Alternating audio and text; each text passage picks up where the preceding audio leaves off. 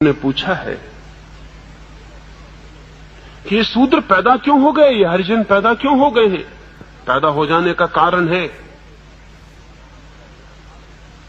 दुनिया में वर्ग सदा से हैं, क्लासेस सदा से हैं, लेकिन वर्ण हिंदुस्तान की अपनी ईजाद है। वर्ण दुनिया में कहीं भी नहीं। वर्ग सब जगह है, गरीब है, अमीर है, लेकिन शूद्र और ब्राह्मण और क्षत्रिय और वैश्य जैसा वर्ग कहीं भी नहीं, वर्ण कभी भी नहीं। वर्ग का मतलब यह होता है कि कोई आदमी गरीब है, वो चाहे तो कल अमीर भी हो सकता है, कोई रुकावट नहीं। फ्लूइडिटी है, एक तरलता है। अमीर गरीब हो सकता है, गरीब अमीर हो सकता है। हिंदुस्तान ने एक बहुत चालाकी का काम किया, उसने गरीबी और अमीरी के बीच फ्लूइडिटी जो तरलता थी वो खत्म कर दी और उसने निश्चित वर्ण पैदा कर दिए। वर्ण का अर्थ है ठोस हो गया वर्ग जिसमें बदलाहट नहीं हो सकती, जम गया वर्ग, फ्रोजन क्लास। शूद्र को, गरीब को उसने कह दिया, दीन को, हीन को उसने कह दिया कि बस तू जम गया, अब तेरे भीतर से बदलाहट नहीं हो सकती, तू ऊपर नहीं जा सकता। ऊपर की क्लासेस को इससे फायदा हुआ क्योंकि नीचे की क्लासेस का कंपटीशन, प्रतियोगिता खत्म हो गई। हिंदुस्तान ने एक तरकीब ईजाद की प्रतियोगिता खत्म करने की।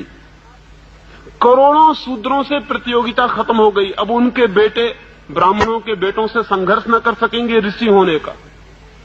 अब उनके बेटे वैश्यों के बेटों से धनपति होने का संघर्ष न कर सकेंगे।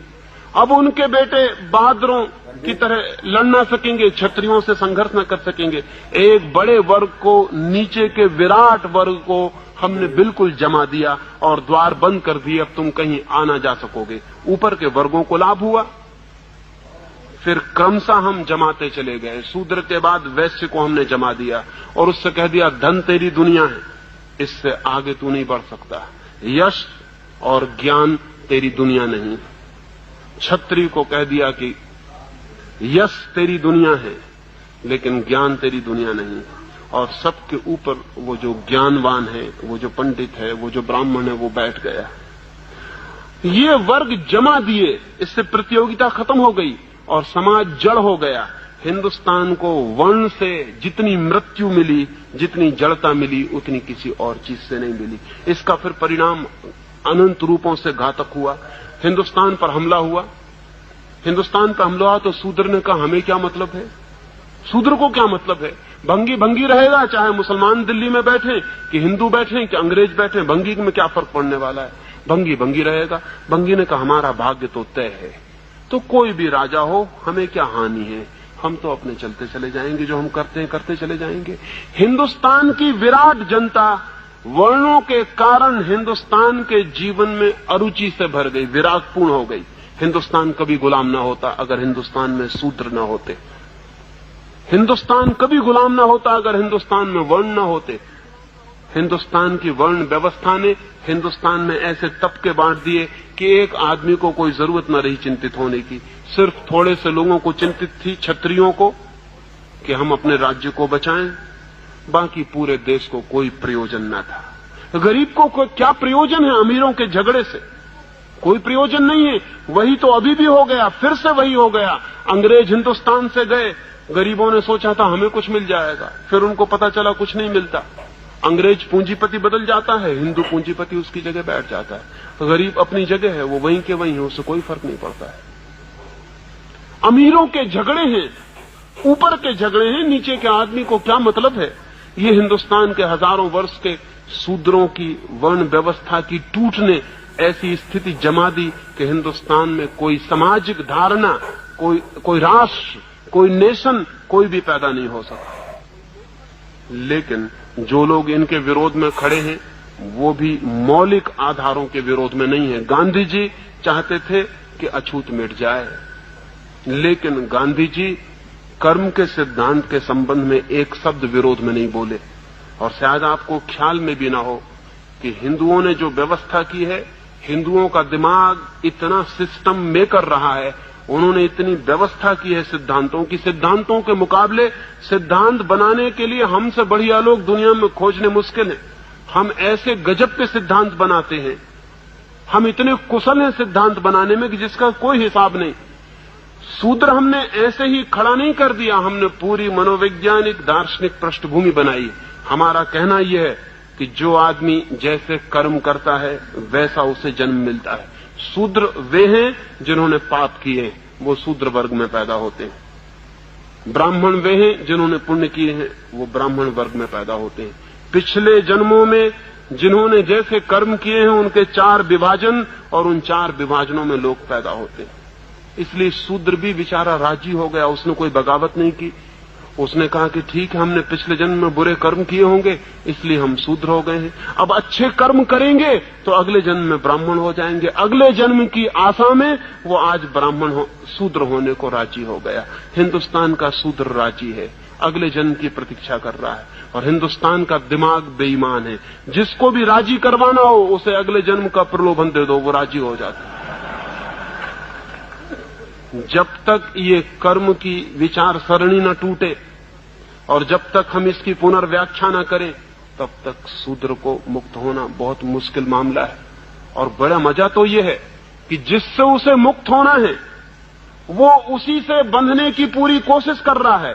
विनोबा जी या गांधी जी उसको उन्हीं मंदिरों में ले जाने के लिए प्रवेश दिलवा रहे हैं जिन मंदिरों से उसे मुक्त होना चाहिए। ये बड़े मजे की बात है। जिन हिंदू पुरोहितों से मुक्त होना है, गांधी जी और विनोबा जी कह रहे हैं कि उन मंदिरों में शूद्र का प्रवेश होना चाहिए। ये बड़ी क्रांति की बात है कि मंदिर में शूद्र का प्रवेश हो। किसके मंदिर में? उसी मंदिर में जिसने उसे शूद्र बनाया, उन्हीं पुरोहितों के मंदिर में जिनने उसको हजारों वर्षों तक पीड़ित किया और शोषित किया। मैं तो कहूंगा एक शूद्र को किसी मंदिर में नहीं जाना चाहिए। अगर सारे ब्राह्मण पैर पड़े तो भी नहीं जाना चाहिए, क्योंकि उस मंदिर में क्यों जाना जिस मंदिर ने तुम्हें तोड़ा और नष्ट किया और बर्बाद किया और शोषण किया।